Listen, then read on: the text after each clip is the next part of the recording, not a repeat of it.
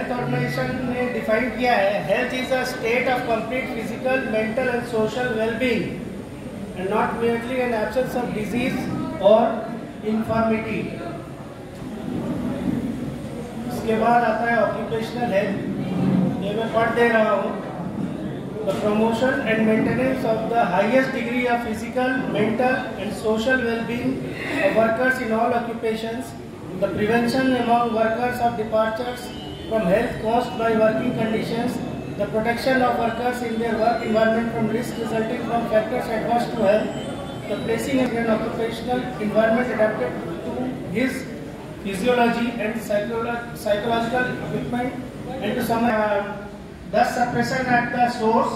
और अगर मिनिमल कुछ स्प्रेड होता है तो उसका प्रोपोगेशन को रोकना और पीपीई यूज करना। नेक्स्ट है सिलिकोसिस, जो कि अगेन 21/7/1952 21/7/1952 को नोटिफाई हुआ। It is caused from dust containing silica and it causes lung disease. इसका भी मेथड ऑफ प्रिवेंशन जो है सेम है, dust suppression at the source and then prevention from propagation of the minimal जो generate हो रहा है उसको, और then use of PP. Then there is manganese poisoning, it was notified in 18/12/1956। It is caused from long-term exposure to manganese dust. It results in neurological disorders. And again, the method of prevention is same.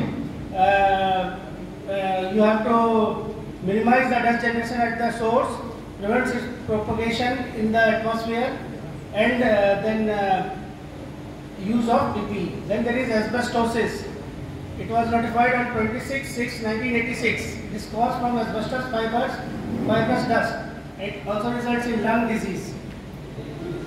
Then there is cancer of lungs, stomach, and pleura.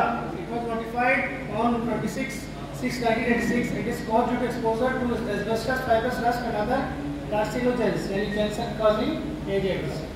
It results in cancer of lungs, stomach, and pleura. Then there is noise-induced hearing loss. It was notified on 21/2/2011, caused due to long-term exposure of high-intensity noise, results in total threshold shift or permanent threshold shift. Then there is contact dermatitis. Contact dermatitis, which was notified on 21/2/2011, it is caused due to direct contact with chemicals. और इसको prevent करने के लिए you will have to avoid direct contact with chemicals and by use of PPEs. And the eighth one is the pathological manifestations due to radioactive elements. It was notified on 21/2/2011 and it is caused due to long-term exposure to radioactive substances. It results in cancer and genetic disorders. And again, it can be you can prevent it by avoiding direct contact with radioactive substances and by use of PPEs. Now, out of these notified diseases, I will come to silicosis, which is one of the notified disease, and I will focus on silicosis. So silicosis is one of the oldest known occupational disease and is the most common worldwide. While there are no immediate estimates of the number of people suffering from silicosis, it is known to occur among miners, foundry workers, stone cutters, sand blasters, canal workers, and rock drillers. There is no cure for silicosis. Therapy can only relieve symptoms, treat complications, and prevent respiratory infections. All forms of silicosis lead to complete respiratory failure and death. In India, the problem of silicosis needs more attention because the workforce subjected to persons cannot afford costly medical treatment due to poverty. Due to reduced lung capacity and continued ailment, the work person is rendered jobless and finally dies. The poor family gets ruined. Hence, it is the duty of all stakeholders that all out efforts are made to protect our human resources from being subjected to this dreaded disease. To achieve this, it is necessary that a more human approach is taken to ensure that advanced technology for effective dust control are adopted, regular medical examination of the worker is done, PPEs are made adequately available, records of employment are properly maintained, medical relief or compensations are provided to the affected, mine or plant operators are made aware of their obligations toward healthcare issues of the workforce. Now, what are the causes of silicosis? Silicosis is a lung disease caused by inhalation of particular type of fine crystalline silica, dust, and it is untreatable. So what is the size of the dust particle that causes it? It is less than 10 micron size. Reaching the lung, it usually stays back and starts consolidating. In few years, there are other employees of common disabilities and finally death. What are early symptoms of silicosis? It causes fatigue, pain in chest, and respiratory failure. Now, diagnosis of silicosis. Silicosis is often confused with other diseases due to lack of awareness. Even medical practitioners need training for correct diagnosis. Normally detected during periodic medical examination. Lung functions are mild, restrictive or mixed pattern till late stage. Chest X-ray shows critical fine granular opacities initially and large shadows in later. Examination should incorporate chest X-ray, sputum examination of TB and spirometry. Prevention of silicosis. Reduce dust generation process, suppress dust at the point of generation, minimize exposure of earthquake to dust, integrate mechanization for reducing or eliminating dust through operator's cabin, medical surveillance of workmen, that is IME or PME, goals of silicosis, from silicosis. Sources of generation of dust in mines. Now we will come, what are the sources of generation of dust in mines? Drilling of blast holes, cleaning and scrubbing of blast holes, blasting, dressing of loose rocks, cascading, sweeping of fines, mineral and waste handling, movement of rolling stock on haul roads, rock crushing, grinding, milling, screening, pulverizing, road dressing, waste dumping on the haul roads, and use of dust mask. So, for wet drilling, water is pumped through the drill rod directly on the tip of drill bits, either from machine mounted or separate water tank. Water droplets in the baling air trap dust. Recommended water flow rates are below 0.1 and 2.0 gallons per minute. The dust collection, once it is suppressed, but still there is chances of minimal dust being airborne.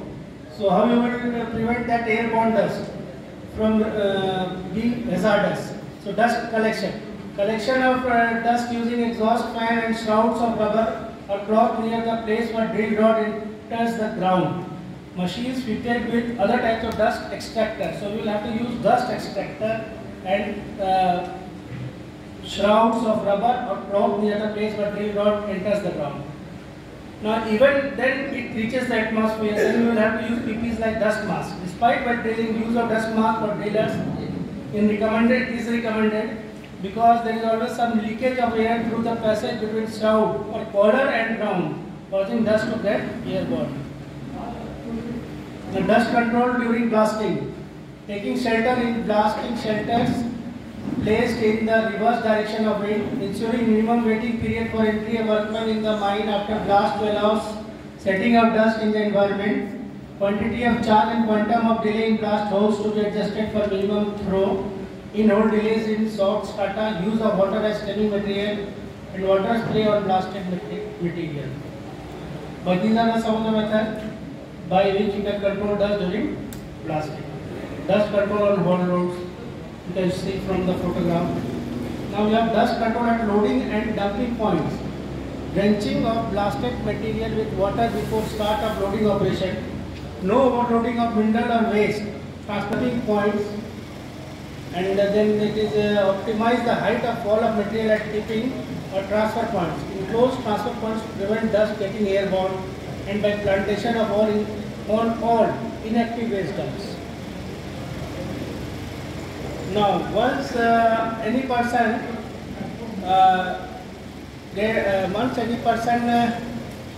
employed in mine contact this occupational disease. So, what is the process by the management?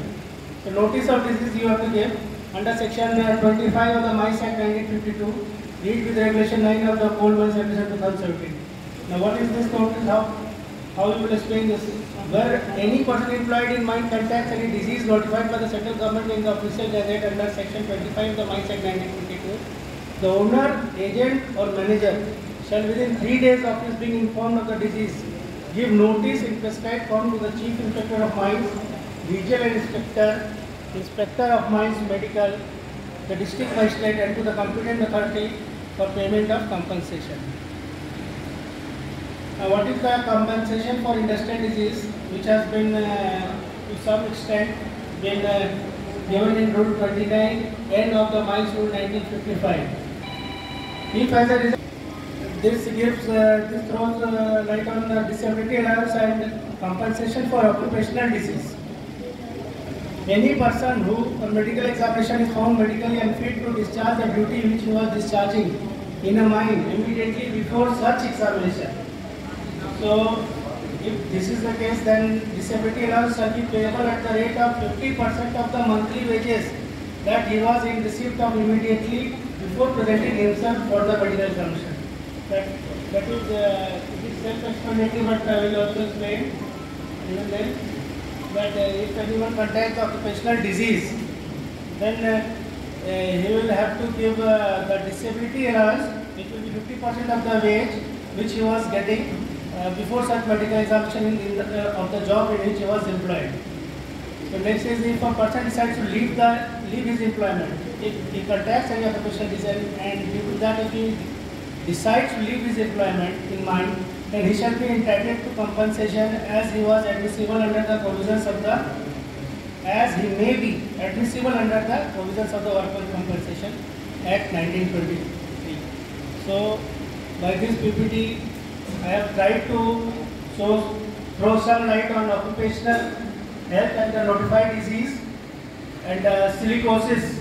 One of the notified is silicosis, and what are the provisions, the statutory provisions for if it is contacted, then how you have to give notice, what are the disability allowance that a person receives, or what compensation he can receive.